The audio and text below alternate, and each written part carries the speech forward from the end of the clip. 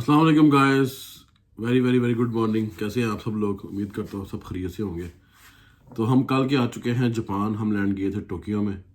तो मैं आपको थोड़ा सा अपना एक्सपीरियंस शेयर कर दूँ कि हमारा जापान इमिग्रेशन पे कैसा था एक्सपीरियंस। उन्होंने हमसे क्या सवाल जवाब किए, क्या पूछा, हमने क्या आगे से बताया उनको। तो हम कल चले थे थाईलैंड से। बैंकॉक से हमारी फ़्लाइट थी थाई एयरवेज़ की, जिसने हमको ड्रॉप किया नरीता एयरपोर्ट पे। तो हम नरीता एयरपोर्ट पे पहुंच गए थे 5 घंटे और 20 मिनट में बैंकॉक से। तो काफ़ी लंबी लाइन थी वहाँ पे, क्योंकि वहाँ पे वीडियो बनाना मना था। तो उसका तो पहले हम चलते हैं, उन्होंने हमको दिए जहाज़ में ही कस्टम और डिक्लेरेशन फॉर्म, जो येलो कलर का एक फॉर्म था, और साथ में एक अराइवल कार्ड जो था वाइट कलर का एक कार्ड था। उसके अंदर जो है वो सिर्फ डिटेल लिखनी थी, अपनी अपनी नाम लिखा हमने, अपना डेट ऑफ बर्थ लिखी। इसके अलावा जो है हमने ये लिखा हम कहाँ से आ रहे हैं, कौन सी फ़्लाइट से आ रहे हैं, हम कितने दिन यहाँ स्टे करेंगे, हमारा कोई रिकॉर्ड तो नहीं है पहले कोई जापान में डेपुटेशन वगैरह कुछ ऐसे कुछ सवाल थे। हमने वो फिलअप किया, नीचे सिग्नेचर किए। फिर येलो कार्ड था कस्टम डिक्लेरेशन का कि हमारे पास कितना सामान है, इतनी मालियत का सामान है, इससे कम है, कितना है, वो भी हमने जहाज़ में ही फिल कर लिया था। तो जब आए हैं तो आगे वो गेट पे ही खड़े वो कह रहे थे कि आपके पास फिल है। अगर वो फिल नहीं है तो एक जापान की वेबसाइट है विजिट जापान .co.jp, मैं उसका लिंक भी शेयर कर दूंगा डिस्क्रिप्शन में। तो यहाँ वहाँ पे आपने फिल किया हो ये सारा कुछ, और आपके पास क्यूआर कोड होना चाहिए। क्यूआर कोड यानी कि वो अगर आपके पास क्यूआर कोड होगा तो आपको ज़रूरत नहीं है उसकी वो जो येलो फॉर्म है, ये जो अराइवल कार्ड है। तो वो हम लेके तो फिर आगे आगे आए तो बहुत ज़्यादा रश था, बहुत रश था, यानी कि ठीक है। फिर बाहर हम क्यू में चलते हुए जो अपनी आगे बारी पे आए तो वहाँ पे फिंगरप्रिंट्स और पिक्चर हो रही थी, वो एक मशीन लगी थी वहाँ पे। तो वहाँ पे हर बंदे को वहाँ पे जाके अपने फिंगर, ये 2 फिंगर्स ऐसे रखने पड़ते हैं, और साथ ही वो आपका पासपोर्ट स्कैन करती है और जो है वो आपकी पिक्चर लेती है और सिस्टम में ही उसको वो ओके कर देती है। तो फिर जब वो हो गया तो फिर हम दोबारा उसी लाइन में वापस चले गए जिसमें हम लगे हुए थे। तो बाहर इमिग्रेशन काउंटर पे हमारी बारी आई। होटल बुकिंग हमारे पास थी, हम ऑलरेडी एवरीथिंग प्रिपेयर थे।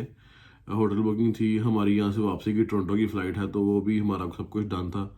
तो कैश भी मेरे पास था, कोई $800 था मेरे पास कैश, और कोई 10,000 थे मेरे पास जापानीज येन। तो वो मेरे पास और क्रेडिट कार्ड भी थे। तो बहरहाल वो मैं लेके जब मेरी काउंटर पे बारी आई, मैंने उसको अपना पासपोर्ट दिया, और पासपोर्ट दिया। उसने पहले उसने पासपोर्ट देखा, उसने अंदर देखा, उसने मेरे पास कैनेडियन रेजिडेंस है मेरे पास, तो अंदर वीज़ा लगा हुआ था मेरा। तो वीज़ा देखा उसने, वीज़ा दे के उसने मुझसे, टू बी वेरी ऑनेस्ट, उसने मुझसे एक सवाल भी नहीं पूछा, एक सवाल भी नहीं पूछा। ना ये पूछा कि कितने दिन रुकोगे, ना ये पूछा कि कहाँ रुकोगे, ना ये पूछा कि कितने पैसे हैं, ना ये पूछा कि कहाँ से आ रहे हो, कब जाओगे, कुछ, यानी कि एक उसने सवाल भी नहीं पूछा। सिंपल सी उसने उसके ऊपर स्टैंप लगाई और साथ ही उसने मुझे कहा welcome to Japan.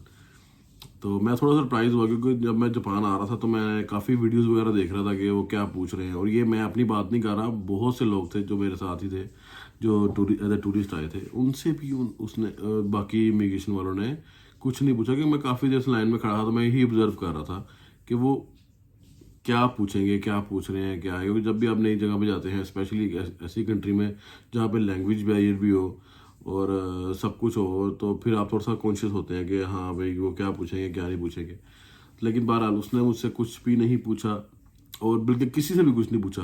With in a second, like आप थाईलैंड में लगे थे 5 या 6 सेकेंड, ठीक है, यहाँ लगे हैं मुझे कोई आप क्या 10 या 12 सेकेंड लगे हैं, ठीक है। तो इतना इतना टाइम लगा, बस उसने वो किया, पासपोर्ट स्कैन किया, सिस्टम में एंट्री की, और साथ ही मुझे कहा कि आप 15 दिन तक आप यहाँ रुक सकते हैं। तो मैंने कहा ओके, उसने कहा वेलकम टू जापान, मैंने कहा थैंक यू वेरी मच। उसके बाद हम वहाँ से निकले हैं, नीचे आए हैं, नीचे आगे आगे बेल्ट से सामान लिए, ठीक है, सामान लेके तो आगे फिर एक नया काउंटर आता है कस्टम वाला। वहाँ पे आपने वो येलो कार्ड आपने वहाँ देना है कस्टम के उसके ऊपर। वो जो वाइट कार्ड था वो उन्होंने रख लिया, इमिग्रेशन वालों ने अराइवल कार्ड। अब जो येलो कार्ड है वो ले लिया इन्होंने। वो हम गए कस्टम पे, कस्टम को जाके हमने वो दिखाया, उसने हमारी वीज़ा की स्टैंप देखी, जो एंट्री की स्टैंप थी जापान की, वो देखी। और फिर उसने हम वो येलो कार्ड देखा, पासपोर्ट को उसने उसने भी स्कैन किया, स्कैन करके उसने सिस्टम में देखा, उसने कहा okay you may go now. तो इतना ही प्रोसीजर था। जैसे ही हम बाहर निकले तो आगे से फिर मैंने वीडियो जो वगैरह शूट की थी मेरे पिछले व्लॉग में देख सकते हैं आप। तो फिर हम साथ ही वहाँ से हम बाहर निकल आए। तो कहने का मकसद ये था कि बहुत ही एक स्मूथ प्रोसेस था। और यहाँ पे आके हमको ये पता लगा है कि जापान आजकल टूरिज्म को बहुत ज़्यादा प्रमोट कर रहा है। उन्होंने अपनी जो पॉलिसीज़ हैं उसको बहुत नरम किया हुआ है कि ताकि टूरिस्ट ज़्यादा से ज़्यादा, क्योंकि इनकी जो नेबरिंग कंट्रीज है जैसे कोरिया है वो बहुत ज़्यादा टूरिस्ट वहाँ पे जा रहा है, ऐसे ही चाइना भी जा रहा है, ऐसे ही थाईलैंड भी जा रहा है, ये सब इसकी नेबर कंट्रीज ही हैं। तो उनको देख के जाहिर बात है जहाँ भी टूरिस्ट जाएगा वहाँ पे वो पैसा भी जाएगा और सब कुछ लाइक टूरिस्ट को भी जाएगा, स्पेंड ही करेगा ना वहाँ जाके। तो इसलिए मैं आपसे ये कह रहा हूँ कि जापान एक बहुत खूबसूरत कंट्री है, बहुत खूबसूरत कंट्री जो अभी तक हमने यहाँ पे ऑब्जर्व किया है। बाकी तो हम देखेंगे, जापान एक तरक्की याफ्ता मुल्क है, सबको पता है। तो बहरहाल वीज़ा जापान का इजीली लग भी रहा है और इमिग्रेशन पे भी कोई इतना मसले मसाइल नहीं हो रहे।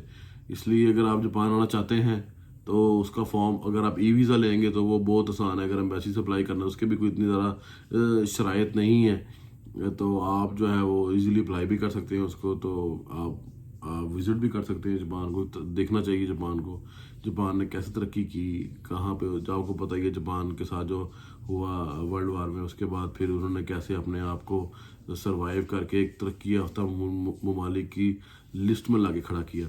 तो ये एक सब इम्प्रेसिव एक आप कह सकते हैं एफर्ट है। तो मेरा ये व्लॉग यहीं पे ख़त्म होता है। Japan immigration very good smooth process. तो इंशाल्लाह ताला उम्मीद करता हूँ आप सब भी जापान कभी ना कभी ज़रूर विज़िट करेंगे। तब तक के लिए इंशाल्लाह ताला होती है फिर अगले हमारे नए किसी व्लॉग में मुलाकात।